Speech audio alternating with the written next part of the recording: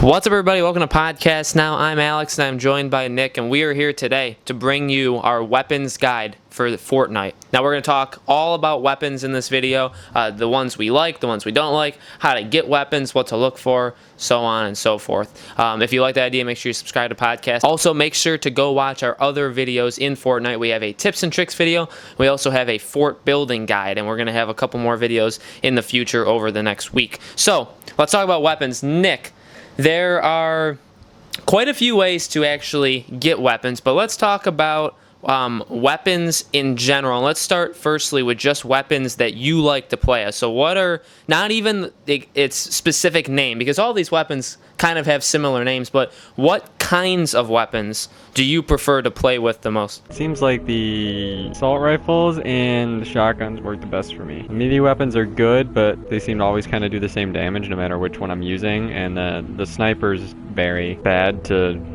worse, really, for me, to put it nicely, I guess. I use a lot of snipers, and I also prefer pistols. Those two tend to work. But in general, you kind of want to go with the kind of class that you're going with. So the kind of character that you are, you normally want to try to have a weapon that goes along with that character. Similarly, when you unlock defenders, and defenders are very specific in what they can do, you'll eventually have to give them the specific weapon, and that's also a good thing to note. If it's, say, a sniper defender, you need to drop a sniper. They will not take an assault rifle or a pistol. I've tried. There's different levels of guns, right? So that we got the common, uncommon, rare, epic, all that sorts of stuff. What is your strategy for using guns per mission? Like, do you use the best guns available? Do you use middle kind of how do you personally play? In the beginning, when you only have the common green level, all the colors are your basic RPG colors, with white or gray, then green, blue, purple, then some sort of orange, red, yellow, whatever. In the beginning, when you use the green uncommon level weapons, you'll notice that they deteriorate really fast, but that's once you get the blue rarity and the epic rarity ones, that's not the case. They take quite a long time to decay, so I'd recommend just using the best weapons that you have, or weapons you're best with in each game, because you don't need to conserve them, because you will run out of space. So you should be using your weapons.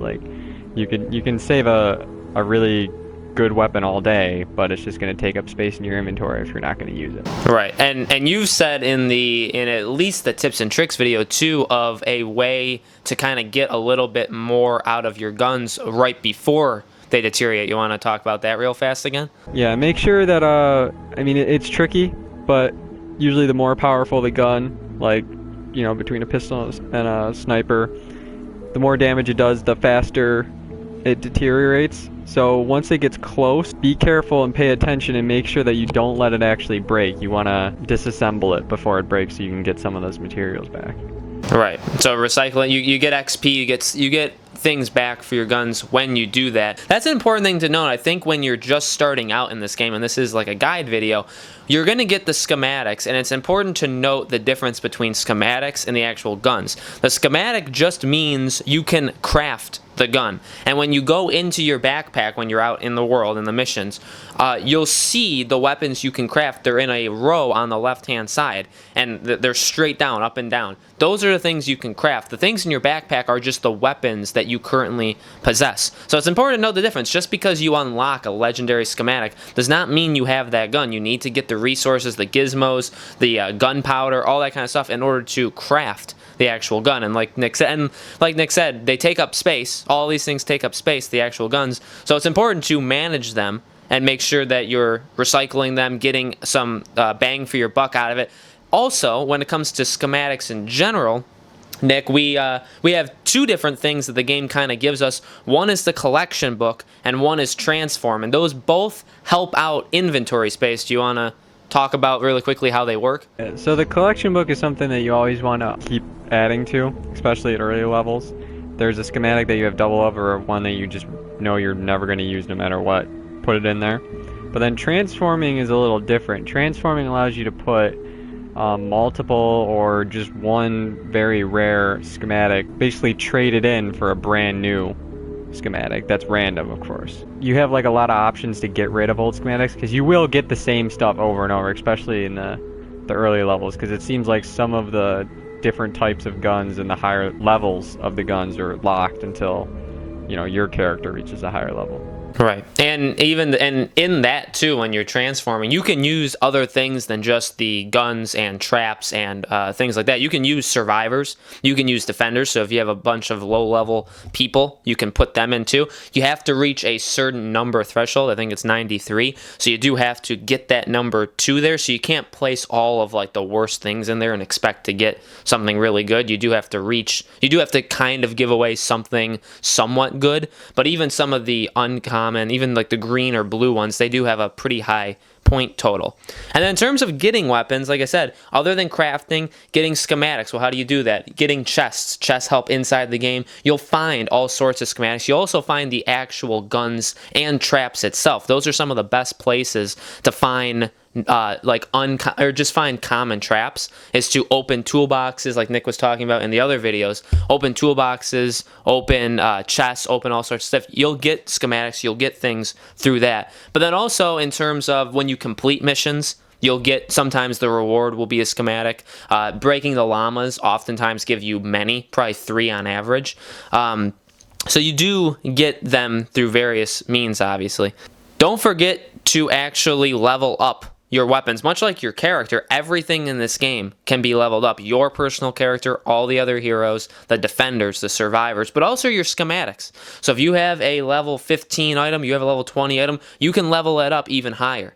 So you do, like Nick said, you want to use high level, you want to use some of your best weapons, or especially if you're going into a mission that's over your head in terms of difficulty, you want to use weapons that can at least match the kinds of enemies. So if you're facing level 9 enemies, you definitely don't want to be using level 5 or level 1 weapons. You want to be using 10 or higher.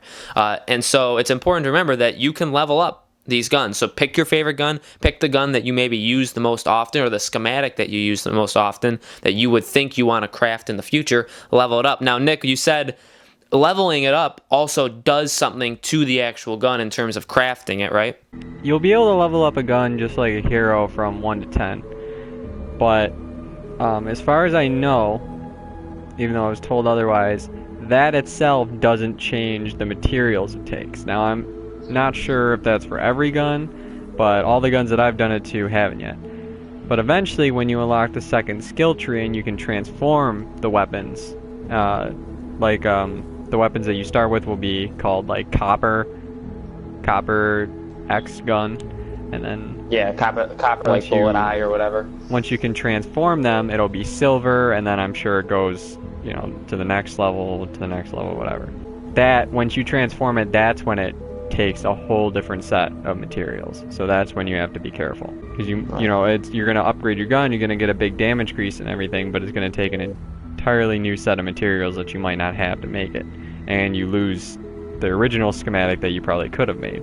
So let us know if we missed anything in terms of weapons for Fortnite. Let us know in the comments below. Make sure to subscribe to our YouTube channel, Podcast Now. Make sure to like and share this video. Thank you guys for watching the Fortnite stuff so far. Like I said, again, go check out our tips and tricks. Those are just general tips and tricks for the whole game. Also, make sure to check out our building guide. This is our weapons guide. We will also have a review coming out tomorrow, so go check that out. Hope you guys are enjoying the game, and we will see you guys on the next video.